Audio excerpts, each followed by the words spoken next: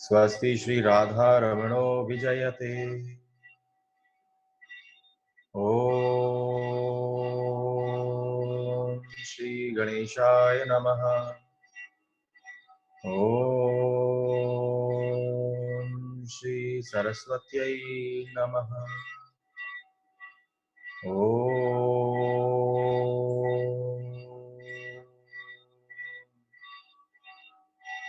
गुरुभ्यो नमः।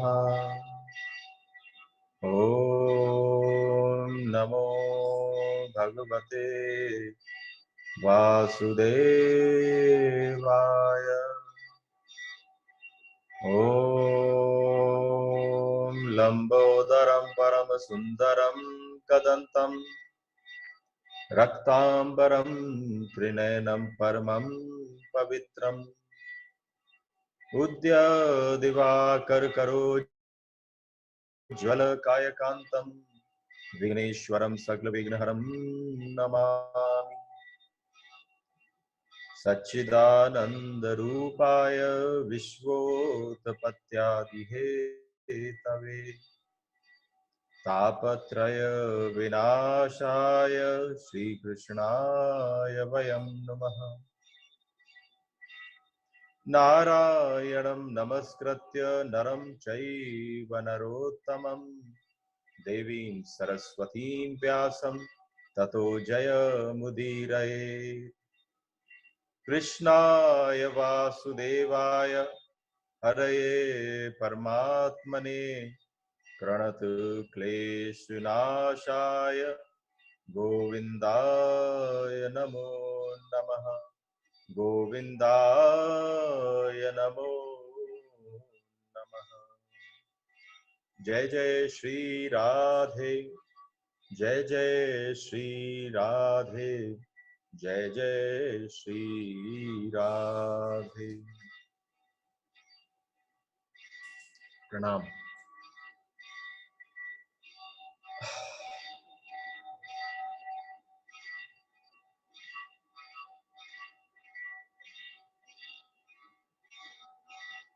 कल जिस सूत्र को स्पर्श करते हुए हमने विश्राम लिया था वो था कि अभी तक हम जो बात मानते थे कि शरीर मरण धर्मा है और आत्मा अमृत स्वरूप है, तो यम कहते हैं कि मनुष्य जो है वो कभी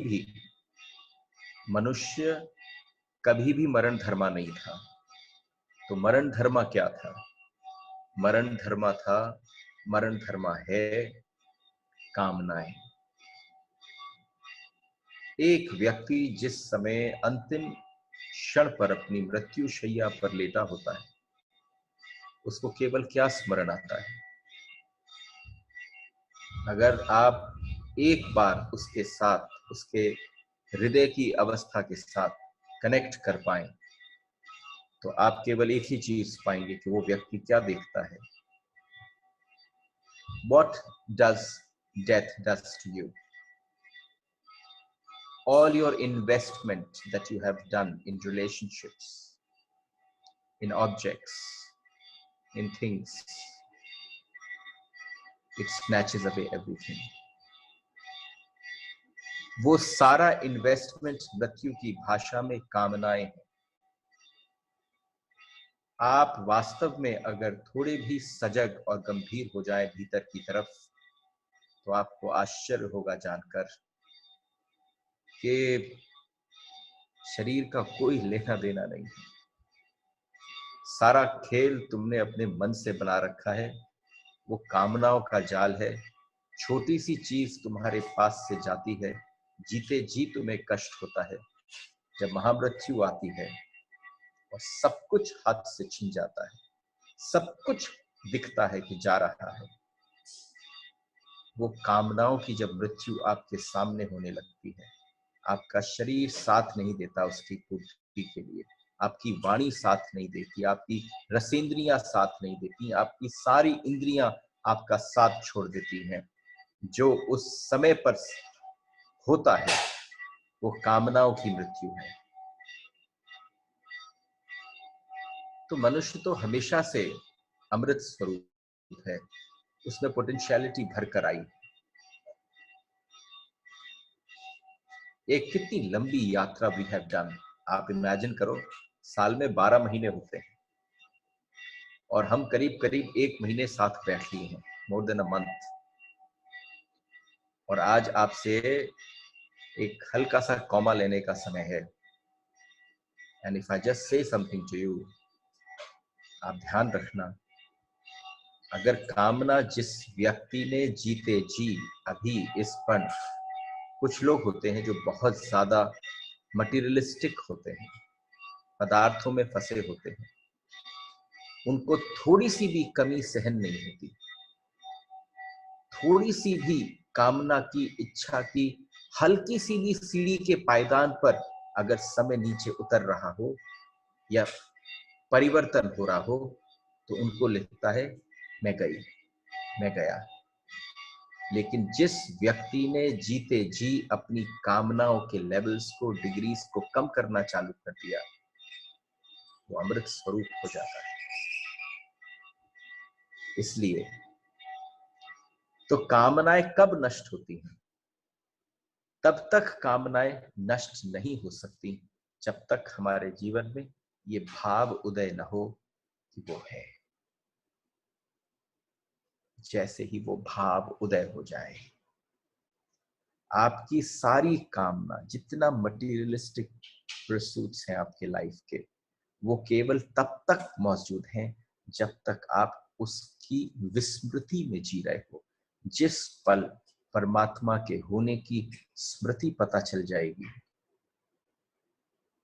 उस पल सब कुछ बदल जाएगा। और सबसे बड़ी बात है, क्योंकि कामनाएं हैं इसलिए हम आनंद चाहते हैं। जीवन में आनंद है नहीं, क्योंकि कामनाएं हैं। जिस चीज की कमी महसूस होने लग जाती है, उसी की कामना उठती है। हल्का सा कोई सोर्स आ जाए जहां से व्यापार थोड़ा कम हो जाए, कहीं से कोई आदान प्रदान हो रहा था वो कम हो जाए, तो आप समझना, जहां से जो सोर्स से जो चीज हल्की सी कम होने लग जाती है, आपकी कामना बढ़ जाती है। ये रिश्तों में भी होता है और वस्तुओं के साथ भी होता है। हमारे आनंद की खोज, हमारे आनंद की पाने की आकांक्षाएं स्वप्न और जीवन के दुख से भरा है, इसलिए कामनाएं हैं। इस दुख को मिटाने के 2 तरीके हैं। एक तरीका नास्तिक का है, ये बात आज पूरी हो जाने वाली है। एक तरीका नास्तिक का है और एक तरीका आस्तिक का है। व्हाट डज, दोनों के तरीकों में भिन्नता क्या है? दोनों के तरीके में जो भिन्नता है वो बड़ी अद्भुत है। कामनाओं को पूरा करें तो दुख मिट जाए। कामनाएं, आपकी डिजायर्स, हम उन्हें पहले पूरा कर लें तो हमारा दुख मिट जाए। ये किसकी है? ये नास्तिक की धारा है, भौतिकवाद की यात्रा है। कामनाएं सब पूरी हो जाएंगी तब दुख मिट जाएगा। लेकिन आस्तिक की यात्रा बिल्कुल भिन्न है। कामनाएं तब तक न मिटेंगी जब तक आनंद उपलब्ध न होगा। It's just like drawing a bigger line in front of काम। सिर्फ एक छोटी सी कोशिश है। अगर कामना ने आपके जीवन में एक लकीर बना दी है, तो उसके बगल में एक बहुत बड़ी लकीर बन जानी चाहिए आनंद की। इस तर्क को थोड़ा सा ठीक से समझ लो। नास्तिक का तर्क है कामनाओं की पूर्ति के बाद आनंद है, और आस्तिक का तर्क है कि आनंद की पूर्ति के पश्चात कामनाओं का विसर्जन है, उसका लय हो जाना है। अभी इसी पल, if somebody can literally let this sutra delve into their lives, you will really come to know, आपका सारा दिखावा, पूजा पाठ, प्रार्थना, जप, दान, सब कुछ नास्तिकता का सूत्र है। उसके आपके आस्तिकता से कोई संबंध नहीं है। जिस व्यक्ति ने कामनाओं की पूर्ति के लिए अगर सोच लिया कामना तब पूर्ण होगी, लेकिन कामनाओं को पूरा करोगे तब आनंद मिलेगा, तो आपकी डिजायर्स एंडलेस हैं, आपको कभी नहीं मिलेगा, आप भागते चले जाएंगे।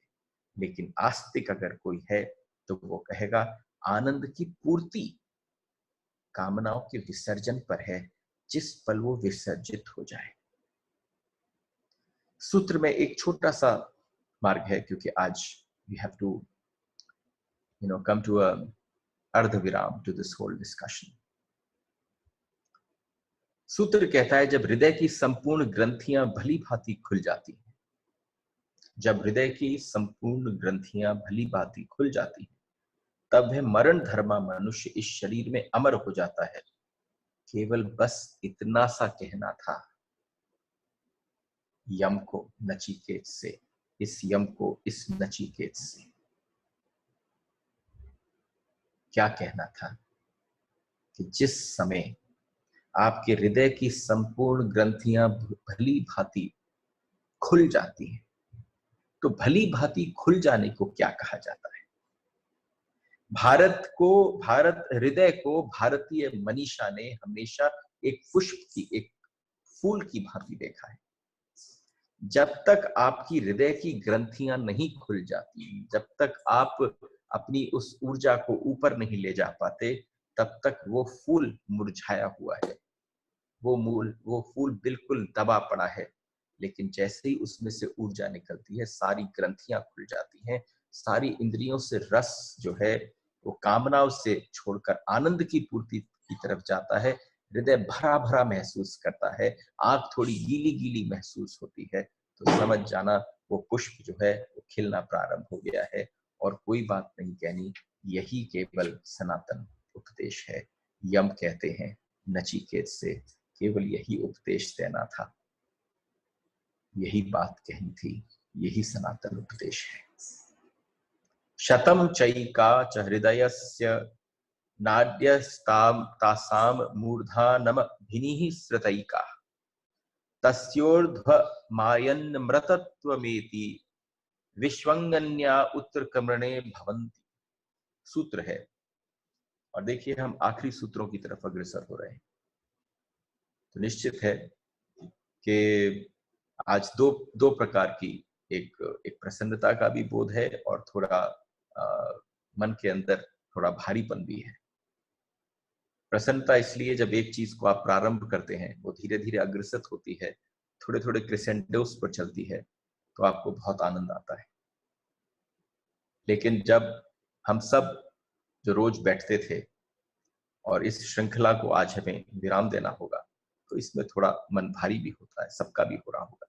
And I received some messages also, people saying that how, this was a routine that was coming up. but आपको बताऊं, किसी भी चीज की जिसकी शुरुआत होती है, उसका विश्राम होना अति आवश्यक है।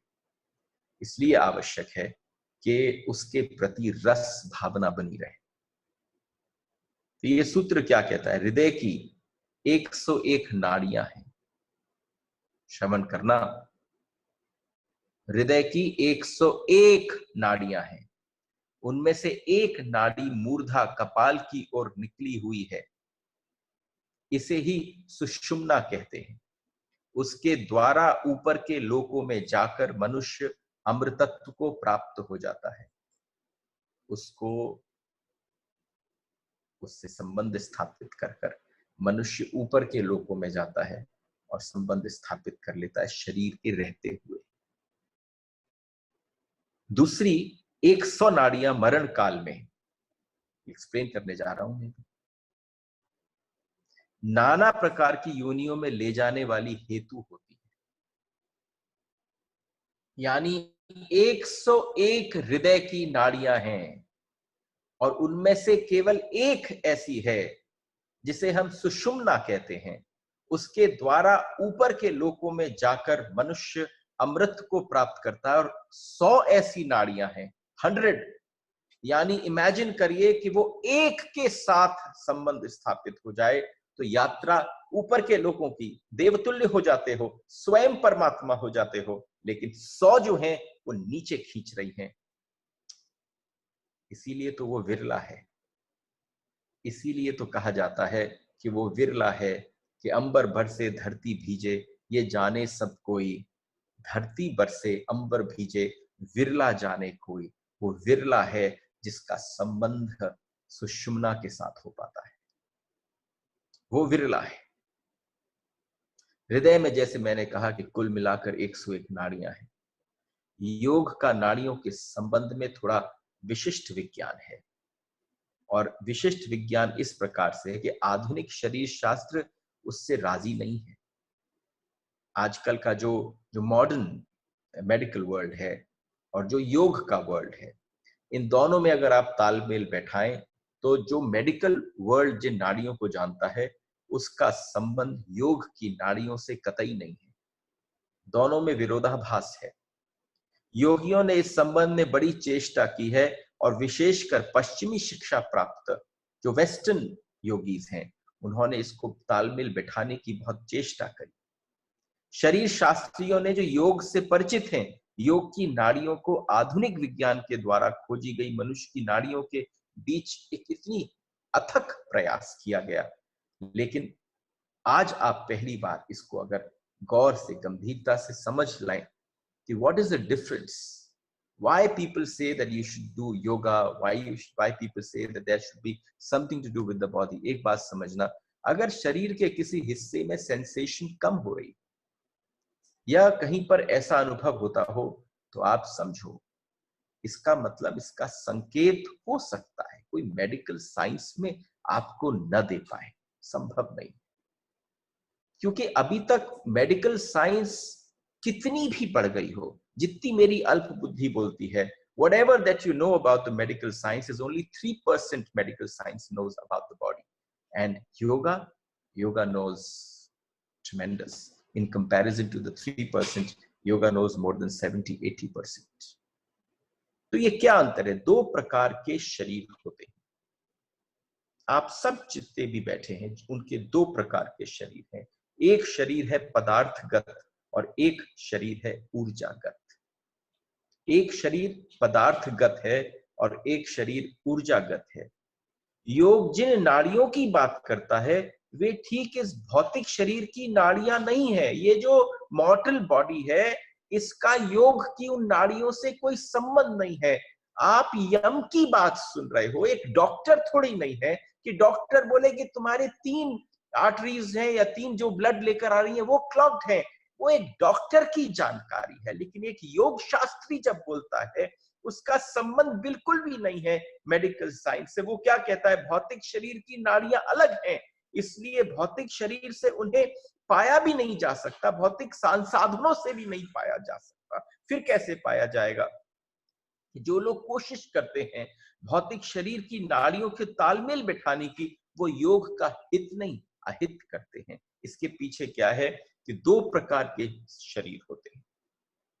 दो प्रकार के शरीर हैं, एक है स्थूल शरीर और एक है सूक्ष्म शरीर। तो व्हाट इज स्थूल शरीर? You must have heard this name too many times. लेकिन स्थूल शरीर क्या है? स्थूल शरीर है जहां पदार्थगत ज्यादा और ऊर्जागत कम। समझिए, जहां पदार्थ ज्यादा है, ऊर्जा बहुत कम है, वो स्थूल शरीर है। सूक्ष्म शरीर कौन सा है? जहां ऊर्जा ज्यादा है, पदार्थ कम है। केवल इतना समझना बाकी है। आप वास्तव में कौन हो? आप कॉन्स्टेंटली जिस बॉडी को लेकर उठते बैठते चलते फिरते हो, वो बॉडी में एक साथ दो व्यवस्थाएं साथ साथ चल रही है। बाहर से जो दिखता है वो स्थूल है, जो भीतर है वो सूक्ष्म है। जो भीतर है उसे क्या कहते हैं? उसको हम विद्युत शरीर कहते हैं। उसको हम विद्युत शरीर कहते हैं। रशियंस उसको क्या कहते हैं? रशियंस उसको कहते हैं बायो इलेक्ट्रिसिटी। बायो इलेक्ट्रिसिटी कहा जाता है उसको।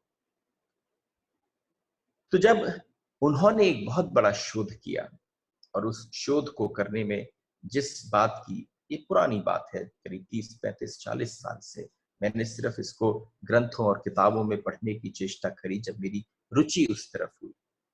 रूस में बहुत बड़ा एक महान प्रयोग चला। एक वैज्ञानिक, विचारक, चित्रकार, फोटोग्राफर जिसने एक नए ढंग की फोटोग्राफी विकसित करी, उसको हम किरलियान कहते हैं। ये फोटोग्राफी मनुष्य या पशुओं के या पौधों के विद्युत शरीर का, इलेक्ट्रिक बॉडी का, जो आपके भीतर की संरचना है, सूक्ष्म शरीर की फोटोग्राफ्स लेती है। ये उसकी लेती है, जैसे एक्सरे मशीन आपकी हड्डियों की फोटो लेती है, ये आपके विद्युत शरीर की लेती है। और उस प्रकार से यह ऊर्जा देह जिन व्यक्तियों में 100वीं नाड़ी में प्रविष्ट हो जाती है, आप समझना, ठीक इसी तरह से जब इस फोटोग्राफी को विकसित किया गया तो हमारे विद्युत शरीर के सैकड़ों फोटोज लिए गए, और यह ऊर्जा देह जिन व्यक्तियों में 101वीं नाड़ी में प्रविष्ट हो जाती है, ये ऊर्जा जो पूरे शरीर में आपके में व्याप्त है लेकिन सुषुम्ना में अभी व्याप्त नहीं है, उसके लिए आपको कोशिश करनी पड़ती है। जब जो भीतर छिपी हुई ऊर्जा आपके उद्योग से, आपके लगन से सुषुम्ना में प्रवेश करती है, यह ऊर्जा का प्रवाह उनके मस्तिष्क के चारों तरफ एक आभा मंडल क्रिएट कर देता है, जिसको हम ऑरा कहते हैं। ये सिर्फ तब दिख सकता है, आभा मंडल के अलग अलग स्टेजेस हैं, लेकिन जो विशिष्ट आभा मंडल है, जब भी आप किसी देवी देवता के चित्र को देखते हो तो आप देखते हो उनके मस्तक के पीछे एक आभा मंडल होती है, यानी आप समझो हर व्यक्ति की एक ऑरा होती है, लेकिन वो ऑरा दिखती नहीं है, किसी किसी में दिव्य तेज होता है, उस व्यक्ति को आप देखते हैं और आभा का, ऑरा का आपको अनुभव हो जाता है। वह आभा मंडल साधारण आंखों से दिखाई नहीं पड़ता, लेकिन जिस व्यक्ति के मस्तिष्क में, जिसे योग सुषुम्ना कहता है, 101वीं नाड़ी जिसे योग ने कहा है, उसमें जब जीवन की ऊर्जा प्रविष्ट हो जाती है तो मस्तिष्क के चारों तरफ एक विद्युत की आभा मंडल निर्मित हो जाती है। यह विद्युत की आभा मंडल जो लोग ध्यान को उपलब्ध हैं, जिन्होंने पता चला, जो बेहद शांत हैं, जो बिल्कुल मौन में अवस्था में है, वो बहुत जागृत हो जाती है। लेकिन इसके अलग अलग स्टेजेस हैं। कभी कभी हमारा ऑरा बहुत लो होता है, इसका मतलब ये कि हम उस अवस्था से निकल रहे हैं, हमारा विद्युत शरीर जो है बिल्कुल मंद गति से चल रहा है, अभी उसको ऊर्जा प्राप्त नहीं हुई है। तो इसलिए किर्लियान का कहना है, कोई भी बीमारी मनुष्य में प्रविष्ट होती है, उससे पहले विद्युत शरीर में प्रविष्ट हो जाती है। कोई भी व्यक्ति अगर बीमार पड़ता है, अगर उसको कोई तकलीफ हो रही है, तो आप समझना वो मैसेज, अगर किसी व्यक्ति का संबंध विद्युत शरीर के साथ है, तो 6 महीने पहले विद्युत शरीर को उसके संकेत मिलने प्रारंभ हो जाते हैं। 6 महीने बाद वो ट्रांसफर होता है, वो सिकनेस पता चलती है बाहर के स्थूल शरीर को। इसलिए, लेकिन पता बीमार को तभी चलता है जब वो स्थूल में आ जाती है। जिस समय वो स्थूल में आ जाती है, सूक्ष्म शरीर की अवस्था का एक साधारण व्यक्ति को पता नहीं चल सकता। विद्युत शरीर उदास हो जाए, उसकी गति धीमी पड़ जाए, जैसे बल्ब, अभी एकदम कोई नया बल्ब आए, कितनी तेज रोशनी निकलती है, और एक ऐसा जिसकी ऊर्जा कम हो जाए, जो पीला पड़ जाए, जो हल्की सी बिंदु सी दिखाता हो, तो आपको क्या बताऊं, सारी मनुष्यता केवल उतनी सी टिमटिमाहट पर जी रही है, और कोई बड़ी टिमटिमाहट नहीं है। इतनी सी टिमटिमा रहे हो, तुम सोचते हो तुम जीवित हो, लेकिन असंभव है बात, तुम्हारा संबंध भीतर से नहीं बना, तुम जीवित हो ही कैसे सकते हो। टिमटिमा रही है, वो ऊर्जा केवल उतना दे रही है जो तुम उतना कर पाओ, जो तुम कर पा रहे हो, लेकिन अगर उसको विकसित करना है तो तुम्हारे विद्युत शरीर के साथ उसका संबंध हो जाना चाहिए।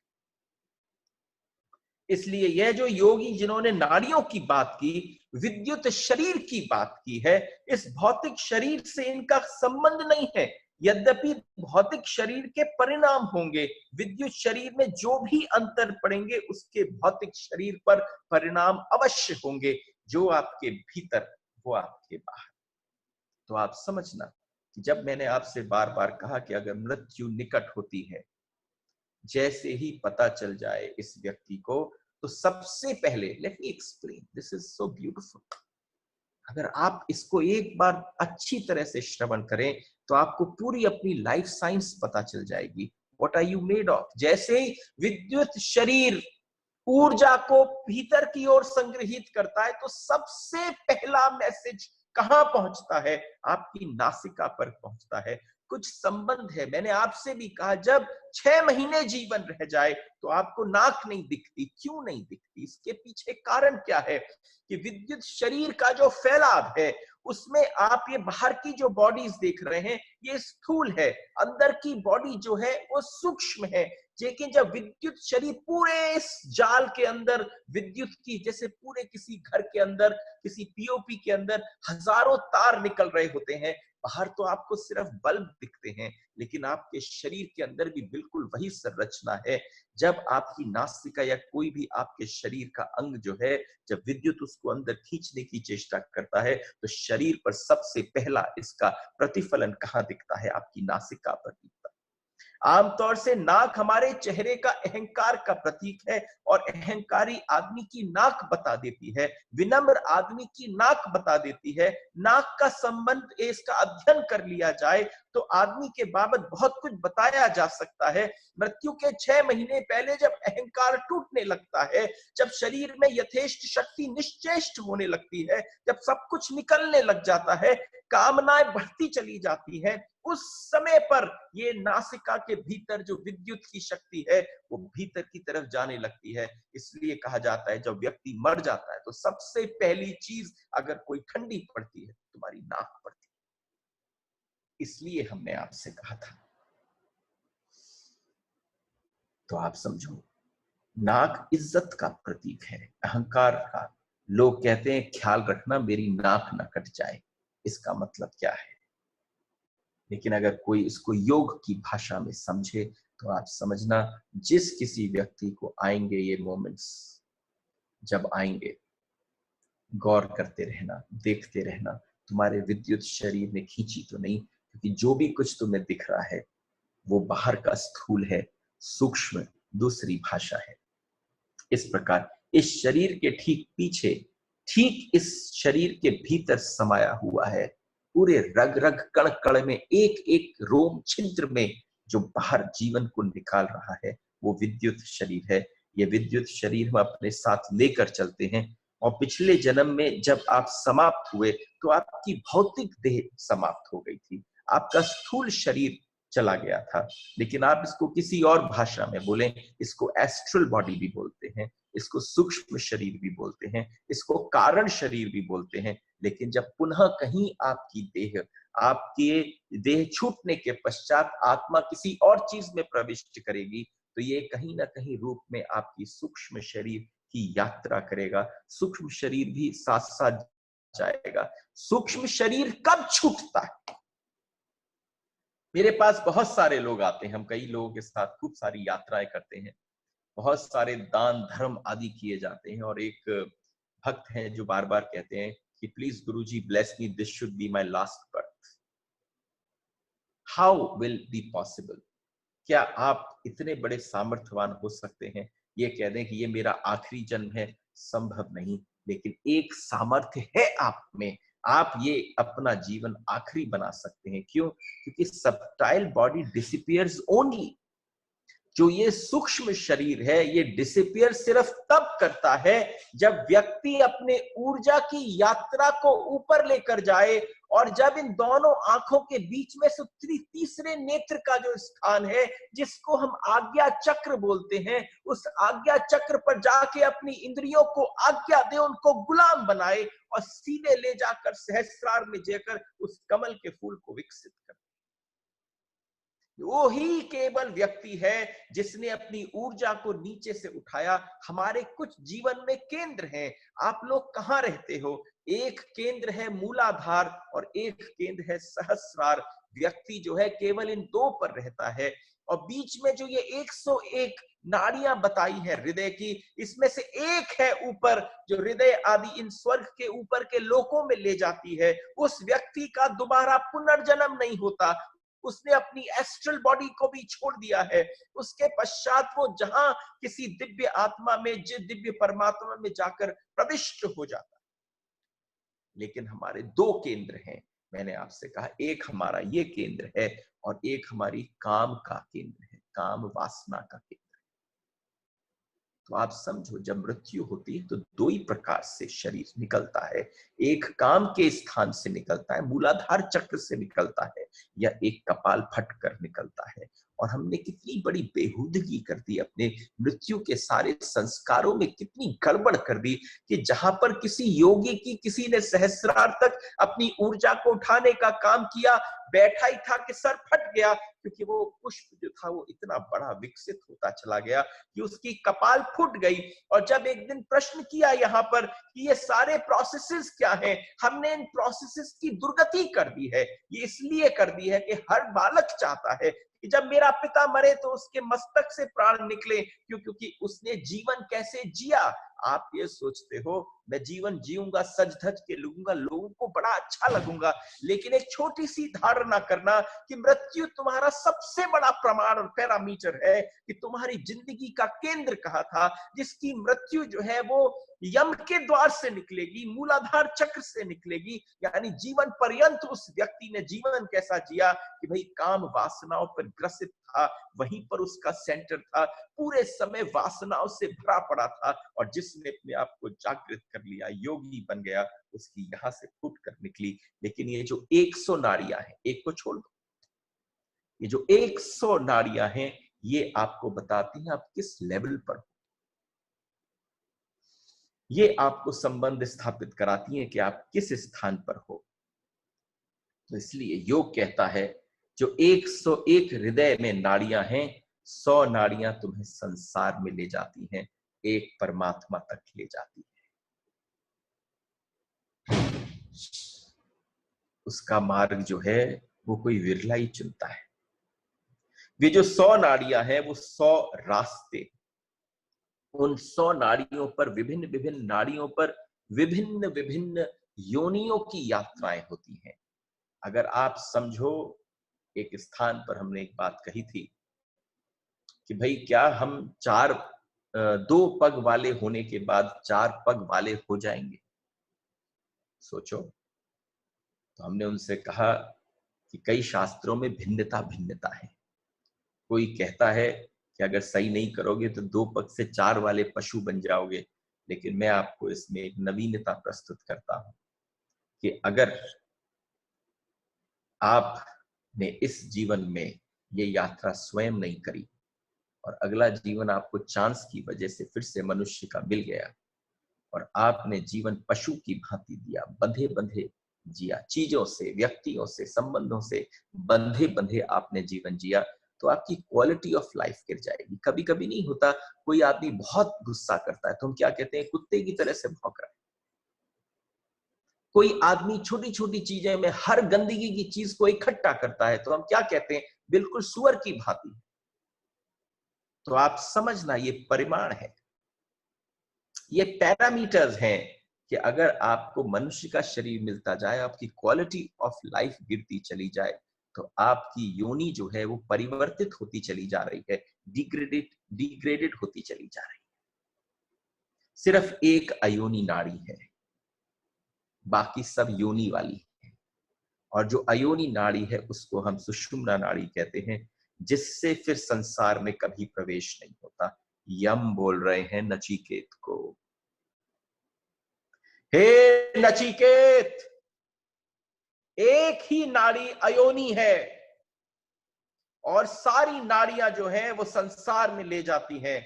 ये मनुष्य का शरीर तुझे प्राप्ति इसलिए हुआ है कि तू उन 100 को छोड़ और उस एक अयोनि वाली नाड़ी में प्रविष्ट कर अपनी ऊर्जा। साधारणतः हमारी ऊर्जा काम केंद्र पर इकट्ठी होती है, क्योंकि प्रकृति का सारा इंटरेस्ट जो है वो आपके काम मूलाधार चक्र पर है। कोई और काम नहीं है उसको आपसे, आप बच्चे पे बच्चे पैदा करते चले जाए। नो अदर वर्क प्रकृति हैज विद यू। लेकिन जो प्रकृति संतति में उत्सुक है, परमात्मा आपके उठने में, जागृति में, उत्तिष्ठता में संबंधित है।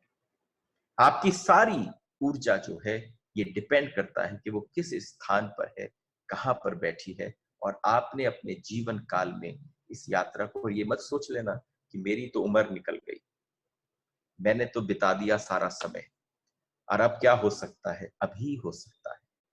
Right now, here. अगर आज नहीं हो सकता, आज से प्रारंभ नहीं हो सकता, तो कभी भी नहीं हो सकता। इसे हम छोटा सा समझें, एक छोटा सा बच्चा बच्चा होता है, उसके अंदर क्या कोई काम वासना होती है? किसी भी प्रकार की वासना नहीं होती। उसके बाद जैसे जैसे वो बड़ा होता है, 14 से 18 इयर्स की एज पर आपको सबको अपने बच्चों को बहुत संभालने की आवश्यकता है, क्योंकि जब उसके हार्मोन्स बाहर निकलेंगे, जब उसके हार्मोन्स फूटेंगे, तो उस समय पर उसको आपकी मदद की आवश्यकता है। क्यों? क्योंकि उस समय उसको कोई समझाता नहीं, उससे कोई कुछ बोलता नहीं।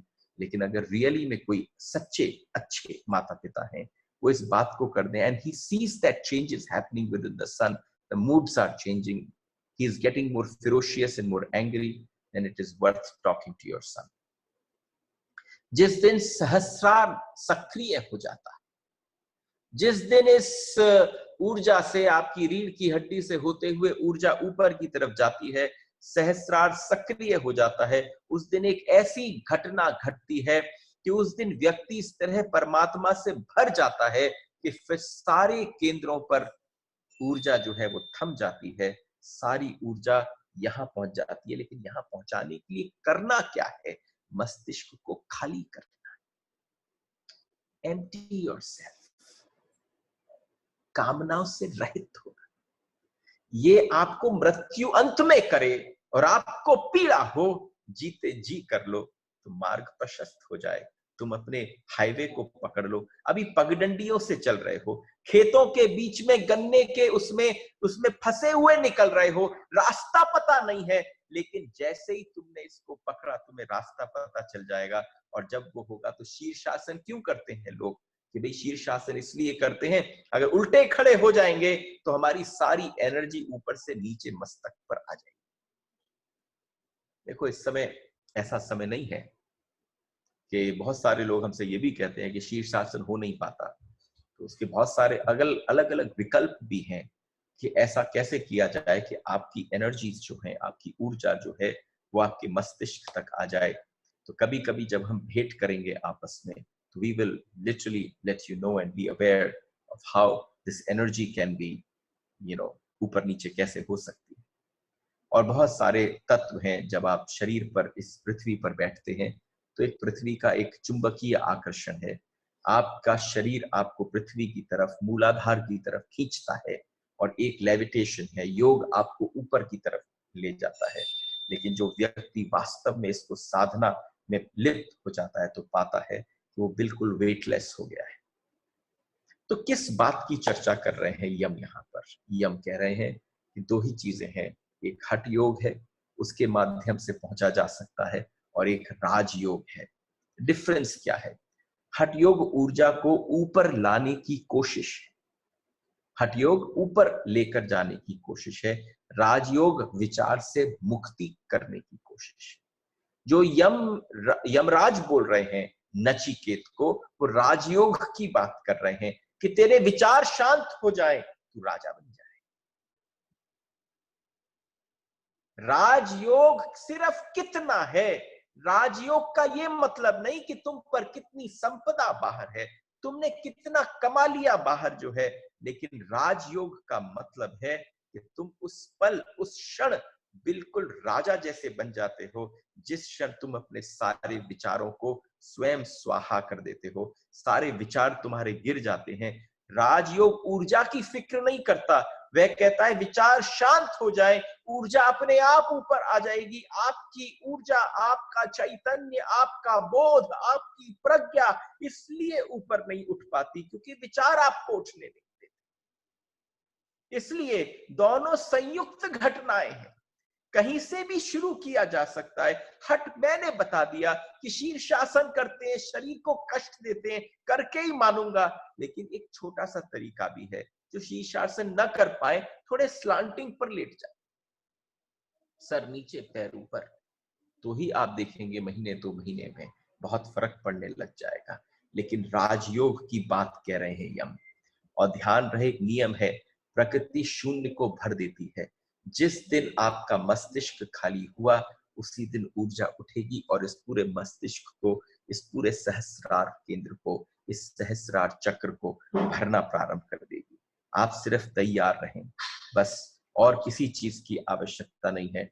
सूत्र में प्रवेश करते हैं। सूत्र कह रहा है कि सभी के भीतर परमात्मा प्रविष्ट है, वह मौजूद है, उसका एक हाथ आपके भीतर पहुंच गया है।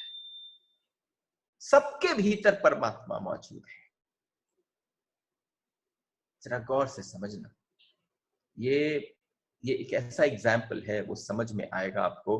कुएं की भांति, चलिए कुएं से समझाते हैं। जब आप एक कुआं खोदते हैं तो उस कुएं में जो जल है वो 40, 50, 60, 70 फुट नीचे जाता है। कुएं में जो पानी आता है, तो पानी का मतलब है सागर कुएं तक पहुंच गया है। तुम्हें अपने ही घर में एक स्रोत जोड़ दिया है जो सीधे सागर से संबंध है। पानी का मतलब है कि कुआं दूर सागर से जुड़ा हुआ है, क्योंकि उसमें कंटिन्यूअसली पानी आता रहता है। आप ये कहें कि कहां से आ रहा है, भैया नीचे जो सागर था उससे आ रहा है। हर आदमी कुएं की भांति है। जितने विराजमान हैं सारे के सारे कुएं की भांति है। हर आदमी परम चेतना से जुड़ा हुआ है। जो परम चेतना है, जो परमेश्वर है, जो परम आत्मा है, जो सब कुछ परम है, एब्सोल्यूट है, उससे जुड़ा हुआ है। लेकिन हम उस कुएं की भांति हैं जिसकी मिट्टी अभी निकाली नहीं गई है। उसमें मिट्टी भर गई है। सारे जो स्रोत थे वो बंद हो गए हैं। उसमें पत्थर कंकड़ फंस चुके हैं। वो अभी तक मिट्टी अंदर से निकाली नहीं गई है। वो मिट्टी क्या है? वही वासना है, वही कामना है, वही आपकी इच्छा है, वही लिप्साएं हैं, वही विचार है। सब कुछ भरा पड़ा है, सब कुछ भरा पड़ा है। वह जल स्रोत सागर से जुड़ा है, वह अनंत से जुड़ा है। इसलिए आपको निरंतर ध्यान के बाद जब भी आप ध्यान में प्रविष्ट करें तो मेरा मन, मैं आपको एक सलाह देना चाहता हूं, जब भी करें तो आप उसको बाहर फेंकें। किसको? अपने विचारों को उलीचें। और आप समझना, जितना आनंद बढ़ जाए उसको भी बाहर फेंकें। ये एक बहुत बड़ी अंदर की एक शरीर की और मन की एक रणनीति है, एक बहुमूल्य सूत्र है ध्यान का। दुख अगर भीतर रोकोगे तो बढ़ता है।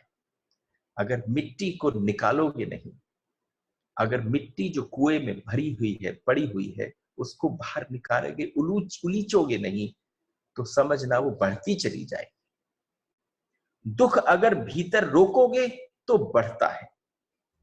अगर रोग को भीतर रोकोगे तो बढ़ता है, सड़ता है, और भी ज्यादा विषाक्त होता चला जाता है। दुख को बाहर निकाल दो, उलीच दो, घटता है। अगर पूरा निकाल दो तो समाप्त हो जाता है। आनंद दुख से बिल्कुल विपरीत है। बाहर जितना निकालोगे उतना बढ़ता है। कुएं से जितना जल निकालोगे उतना जल निकलता हुआ फ्रेश आता चला जाएगा। भीतर दबाओगे तो घटता है। कुआं कंजूसी कर ले, पानी न दे, बाहर न दे तो सड़ेगा, गंदा हो जाएगा, उसकी स्वच्छता खो जाएगी, उसकी जो झीरें हैं वो धीरे धीरे बंद हो जाएंगी, उसके स्रोत जो हैं वो बंद हो जाएंगे। तो आप समझो, आप सब कुएं हो। आप सब कुएं में से जो भीतर से निकल रहा है, जो आनंद लिख रहा है। तो कबीर क्या कहते थे? कबीर कहते थे, दोनों हाथ उलीचिए, दोनों हाथों से आनंद को बांटिए। आपके पास जो है, ध्यान रखना, किसी का लेके मत बैठ जाना, सड़ने लग जाएगा सब कुछ। ये इसलिए कहता हूं क्योंकि हमें पता नहीं कि कौन सा हिसाब हमारे जीवन में ऐसा है। वो जो हिसाब है, वो हिसाब हो जाना चाहिए। Balance sheet should be clear, क्योंकि आपको स्वयं को पता नहीं है कि किसी का अगर कहीं कुछ देना बाकी है और आपने उसको पूर्ण तरीके से नहीं दिया है, तो आप समझ जाना कि इतनी सारी गतिविधियां जीवन में घटने लग जाएंगी। हमारा ध्यान शायद उस तरफ ही नहीं, और कोई बहुत रियलाइज्ड हो कि आशीर्वाद प्राप्त हो, लेकिन हमें नहीं पता। आप समझना, जितना दुख है उसको भी अगर आप उसको भीतर दबाएंगे तो वो सड़ेगा, बाहर निकालेंगे तो कम हो जाएगा। लेकिन आनंद अगर भीतर भरा पड़ा है, उसे बाहर निकालेंगे तो वो बढ़ेगा। ये जीवन का एक अद्भुत, एक विलक्षण प्रसंग है। अगर हम इसको अपने जीवन में उतार सकें कि हमें जब भी कुछ अत्यधिक मात्रा में प्राप्त होता हो तो उसको हम बाहर बांटें। अगर हंसी है तो दे दें। कहावत है कि कोई भी व्यक्ति मिले, आप एक बात ध्यान रखना, today the day that is, today the moment that we are in, if one understands this situation, if one understands this situation, कि आपके जीवन में क्या घटित हो रहा है, आप केवल आनंद में जी रहे हो या दुख में जी रहे हो, वो एक पैरामीटर है, प्रमाण है। वो स्वयं आपको भीतर बता देता है कि मेरा जीवन कैसा है। आप बिल्कुल 24 घंटे जिस अवस्था में जीते हो वो सारा का सारा दर्पण की भांति। जब कबीर ने कहा दोनों हाथों से उलीचिए, तो ऐसा जैसे किसी नाव में पानी भर जाए और दोनों नाविक बैठकर उसको बाहर निकालना शुरू कर दें। ऐसे ही भीतर के आनंद को जो भीतर पड़ा है, तुम किसी से मिलो तो केवल 2 सूत्र हैं, देने वाले अनजाना, देने वाले क्या। कोई मिले तो सबसे पहले कुछ और न हो, जल न हो, कोई मिष्ठान न हो, तो भी क्या दे देना। Give a wonderful smile.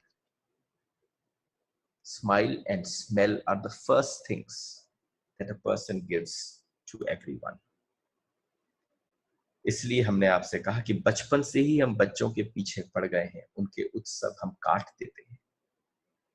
बच्चे के बचपन को अगर आप नर्चर करते हो तो बच्चे जैसा आनंद आपके जीवन में भी आ जाता है, बच्चे जैसी मौलिकता आपके जीवन में भी आ जाती है, उसकी जैसी ऊर्जा भी प्रविष्ट हो जाती है।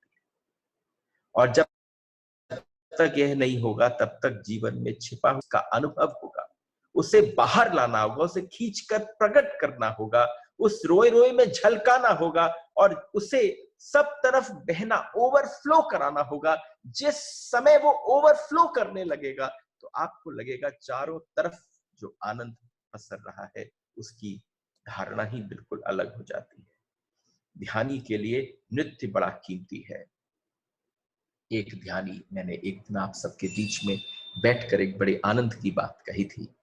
जब कृष्ण नाचते हैं तो कृष्ण प्रतीत नहीं होते कि वो ध्यानी हैं, लेकिन आप समझना जैसे करोड़ों करोड़ों लोग उनके अंदर भीतर बैठकर ध्यान कर रहे हो, तभी कोई नाच सकता है।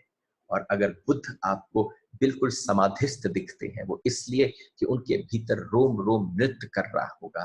तो तुम्हारी दोनों अवस्थाएं एक ही जगह पर मिलती है। इनको देखने में थोड़ी भिन्नता लगती है, नृत्य दोनों कर रहे हैं। संभव नहीं है कि वो नृत्य ना करें, दोनों में नृत्य संभवतः पूरी तरह से खिलखिला कर हो रहा है।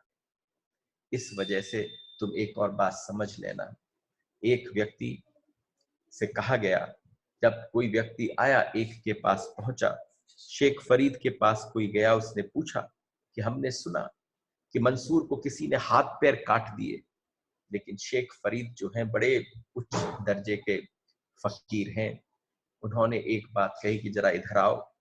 सामने 2 नारियल पड़े थे, एक नारियल जो था उसने कहा हिला के देखो तो उसमें पानी लग रहा था। उसने कहा इसकी गिरी और इसका खोल अलग अलग कर दो।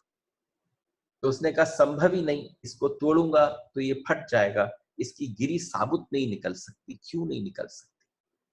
उसने दूसरा वाला उठाकर कहा ये उठा ले, और इसको उठा, सीधे सीधे है, खोल अलग है। तो इस संसार में एक छोटी सी अवस्था है, जो उस नारियल के भीतर पानी है, वो संसार की वासनाओं से भरा पड़ा है। वो इन संसार की वासनाओं से नारियल भरा पड़ा है।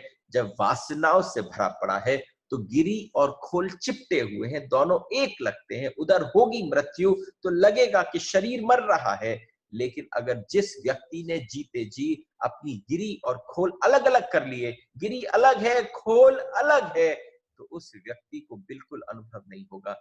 वो व्यक्ति जागृति की तरफ अग्रसर हो चुका है। उसने अपनी सारी सुषुम्ना को सहस्रार चक्र तक ले गया है। एक ही प्रयोग करना है कि तुम्हारी झिरी, गिरी और तुम्हारा खोल अलग हो चुका हो।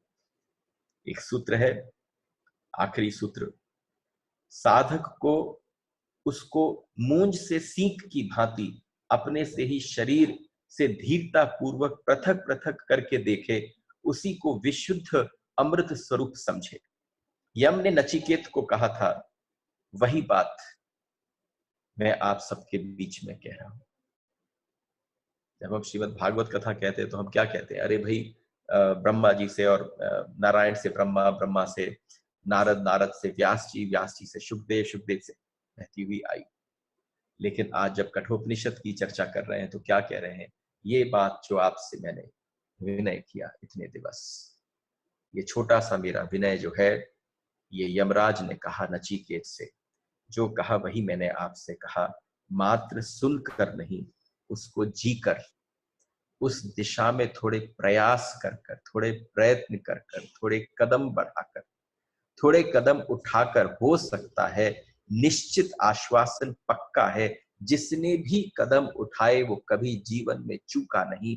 जिसने कभी कदम उठाए नहीं वो कभी पहुंचा नहीं। यात्रा सोचने से नहीं होती, चलने से होती है। एक बड़ी सुंदर सी कथा है। एक आदमी के गांव के पास एक बहुत बड़ा पहाड़ था। वो हमेशा सोचता था कि इस पहाड़ के ऊपर चढ़ के जाऊंगा। एक दिन मन में आया, कितने वर्ष हो गए लोग बाहर के तीर्थ करते हैं, बगल वाला तीर्थ नहीं कर पाते। तो एक दिन उसने अपनी लालटेन हाथ में ली और चल पड़ा उस पर्वत की तरफ। अपने हाथ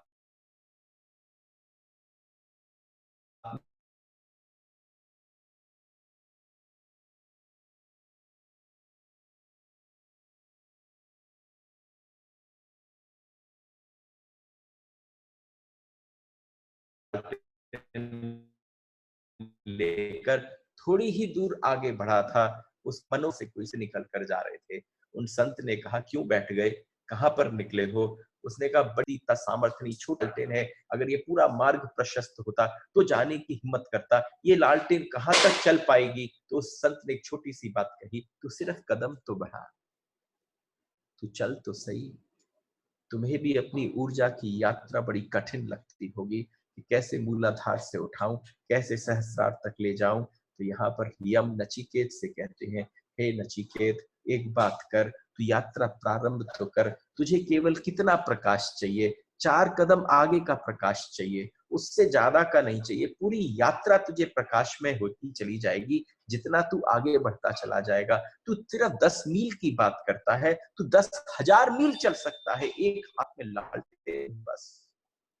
कितना घनघोर अंधेरा भी हो, तेरे को मार्ग अपने अपने कदम बढ़ते चले जाएंगे। तेरा मार्ग प्रशस्त और साफ होता चला जाएगा, सब कुछ खुलता चला जाएगा। एक बार एक एक करके कदम बढ़ाना तो प्रारंभ कर, और जब कदम बढ़ाना प्रारंभ किया तो आप समझना, आप उस गंतव्य स्थान पर एक दिन पहुंच जाओगे और आपको पता भी न चलेगा। यही कह रहा हूं, आप गणित मत लगाना अपने जीवन के साथ, आप कैलकुलेशन मत करना, आप किसी और प्रकार की चीज को मत करना।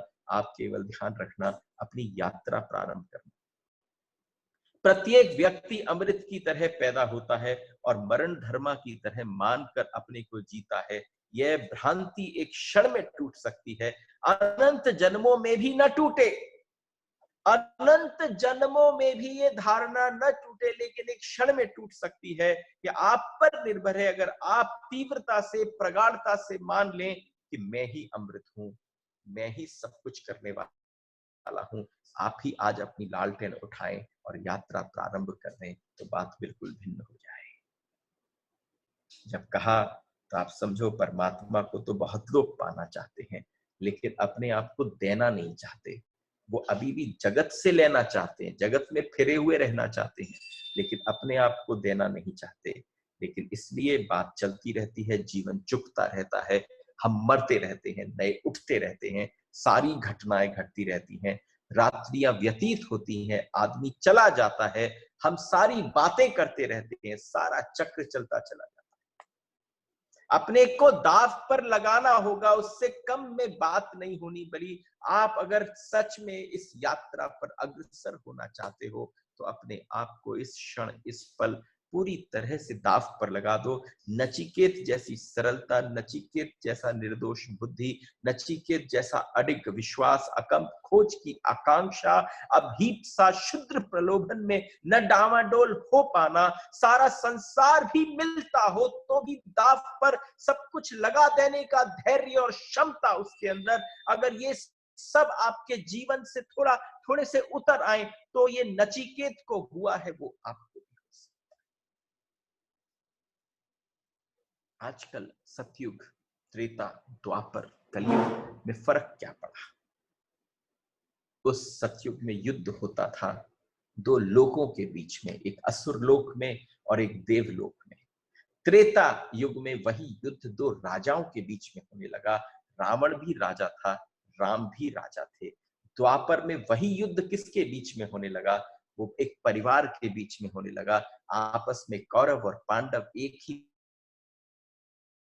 भाई, एक ही परिवार के लोग आपस में लड़ने लगे। कलयुग आ गया है।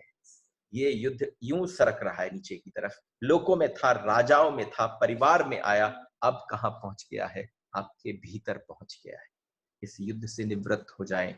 आपकी गुडनेस, आपकी अच्छाई, आपके पुण्य, आपके पाप के साथ सतत लड़ रहे हैं। आपके विचार आपस में लड़ रहे हैं। अगर विचारों से मुक्ति हो जाए तो ये यात्रा बढ़नी प्रारंभ हो जाए। विचारों से उठोगे तो परिवार से उठोगे, परिवार से उठोगे तो राज्य से उठोगे, राज्य से उठोगे तो लोकों से उठोगे, और फिर जाकर सहस्रार की यात्रा प्रारंभ होगी। यही जीवन है जिसमें आप इस युग से सतयुग की यात्रा प्रारंभ कर सकते हैं। ये बात हमने आपसे कही कैसे? ये विश्राम के पल हैं, थोड़ी बातें कह दी जाएं। वैसे तो नॉर्मली एक पूरा का पूरा एक प्रोसेस होता है कि मैं अभी तक जो जो आपको सुना पाया उसको एक सारांश रूप में कहूं, लेकिन मैंने इसी बात को कहने की चेष्टा करी बहुत सुलभ शब्दों में। This entire dialogue between us has been only possible in just two ways. There are two types of languages. आप सब जो बैठे हो यहाँ पर, ध्यान लेकर जाना। हम 35-36 दिन क्यों बैठ पाए? दो ही प्रकार की लैंग्वेजेस हैं, एक है लॉजिकल लैंग्वेज और एक है लव लैंग्वेज। जो मैंने आपके साथ शेयर करी वो लव लैंग्वेज है, वो प्रेम की भाषा है, उसमें कहीं लॉजिक नहीं था। लॉजिकल और प्रेम की भाषा में फर्क क्या पड़ता है? लॉजिकल बहुत एग्रेसिव है, लॉजिकल बहुत आर्ग्यूमेंटेटिव है, बहुत वायलेंट है। If I use logical I become aggressive upon your mind. I try to convince you, I try to own you. I try to make you a puppet. I try to tell you that I am right and you are wrong if I say that this is logical language. But what I have tried to say and convince, and not convince, but just to share with you is love language. What is love language? Love is totally different. I am not concerned about my ego. I'm not concerned about, I'm not concerned about, the ups and downs of other things. I'm only concerned about you. Yes, look into my eyes. I'm only concerned about you. Who's you? The self, which I am, which you are. We both are one. So I'm only concerned about you. I am not concerned to prove something, to strengthen my ego. I am there just to help you. It is compassion. Out of real compassion, this language has been transmitted or shared with you. I only want to help you grow and reborn. It's a heart-to-heart talk. It's only possible when our hearts will gel together. I will come back again to share this love language with all of you, and we'll share what other exports our scriptures reveal to all of us. Just few things. I might take about 4 or 5 minutes more. and then I'll just get over it. सारे जीवन का केंद्र जीवन नहीं है, मृत्यु है। ध्यान से सुनना, सारे जीवन का केंद्र जीवन नहीं है, मृत्यु है। और जो एक बार मृत्यु को जान लेता है वो पूरी तरह से जीवन को जान लेता है। आज नचिकेत का सारांश केवल क्या है, उसने मृत्यु की तरफ कदम बढ़ा दिया, अमृत प्राप्त हो गया। आप डर मत जाना, आप भी निकल पड़ना। एक बात कहनी है आपसे before I wind up 3-4 things at last. You can always be in touch with me. I'm there on all social platforms. You can have my numbers from people. I would love to listen from you. I would love to spend this time with you. I have been asked to do another series of talk, which we all can decide among ourselves. It can be on Meera for a few days, or it can be Madhurashtakam as of now. Because मुझसे जो मेरे बहुत ही ज़्यादा अभिन्न closest हैं, उन्होंने कहा ये बड़ा हैवी सब्जेक्ट था, थोड़ा एक बार लाइट ले लीजिए। तो मैं आपको प्रेम की नौका में बैठाकर नौका विहार कराऊं तो वो हो सकता है मधुराष्टकम के दृष्टिकोण से हो या मीरा के दृष्टिकोण से हो। अब एक बात कहनी है जिसके बाद ज्यादा बात नहीं करना चाहता। When you were born, it was a curtain raiser. सारे पर्दे खुल गए, वो आपका प्रीमियर था। और जब एक शो में आप जाते हो तो जब कर्टन उठता है तो कितनी इच्छा होती है उस शो को देखने की, उस पूरे ड्रामे को देखने की। आप उस ड्रामे के साथ जब होते हो तो आपको बाहर कुछ नहीं दिखता। तो your birth was exactly starting of a drama, and when death comes, that is the end of the drama. There is a curtains raised and then curtains will fall again. When curtains fall again, make sure you receive a standing ovation of how you performed in this life. Who gets that, they have really understood the meaning of life. They have gone through this process of death. This is what I wanted to say. आप सबको प्रणाम। हम एक बार सुनीता बांका जी कह रही है मधुराष्टकम। अरे ये वाला तो प्रणाम स्वीकार कर लीजिए, अगला वाला तो मैं लूंगा जब प्रारंभ करेंगे। ऐसे 17 तारीख तक, 17 मई तक we are again under lockdown, and if everybody is okay, comfortable, we should start something around 10th of May. I think the people who know me very well, they can actually have this discussion among themselves and let me know. I'm always available. The numbers are there, but I just want to do thanks to few people full of gratitude. And those are, yes, Niketji, I have no words to express my gratitude for the time and every little single detail that you have done. Thank you so much. My pranams to you. And yes, Mukulji, I cannot forget you for any other thing because आपने मुझे निकेत जी से भेंट करवाई. It is a wonderful journey. और आप समझिए, वो कहते हैं ना, कब कली थी, कब बीज डला, अब जाकर पुष्प पल्लवित हो रहा है। और दो लोग जिन्होंने मेरे को इसमें अग्रसर किया कि you must do a talk series, मेरी इच्छा बिल्कुल भी नहीं थी। तो जब इच्छा बिल्कुल नहीं थी कि मैं अभी इन छुट्टियों में क्या करूं, क्योंकि I was already doing my studies, I would definitely take the name of स्नेह जी and वंदना जी।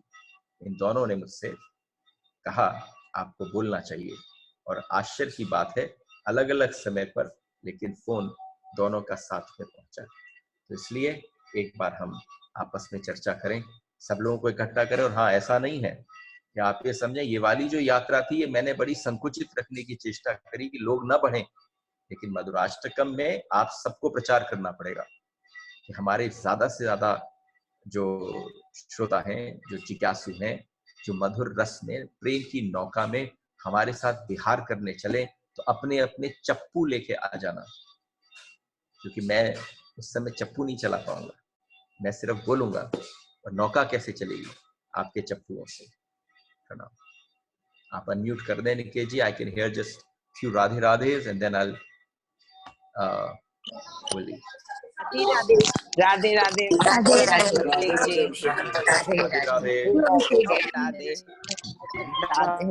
राधे राधे राधे राधे राधे प्रणाम। राधे राधे अभिषेक जी, थैंक हमने यू शुरुआत की थी पहले दिन भी राधा रमन जी का घंटा सुनाई दिया, शुरुआत की थी, और आज जब अंत किया तब भी उनका घंटा सुनाई दिया।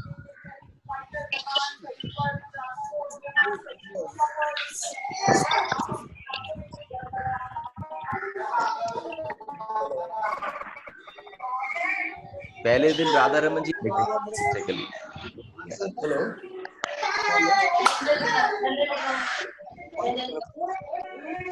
नेक्स्ट को वेट करेंगे। Vandana Mohta ji wants to ask something. Tell me. Radhe Radhe भैया, 10th is too far off. Vandana Mohta wants to ask something.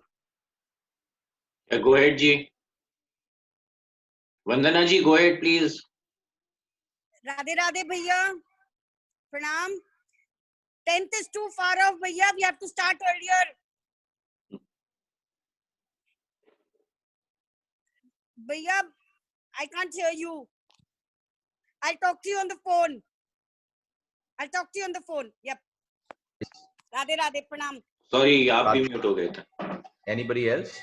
There's one more hand raised.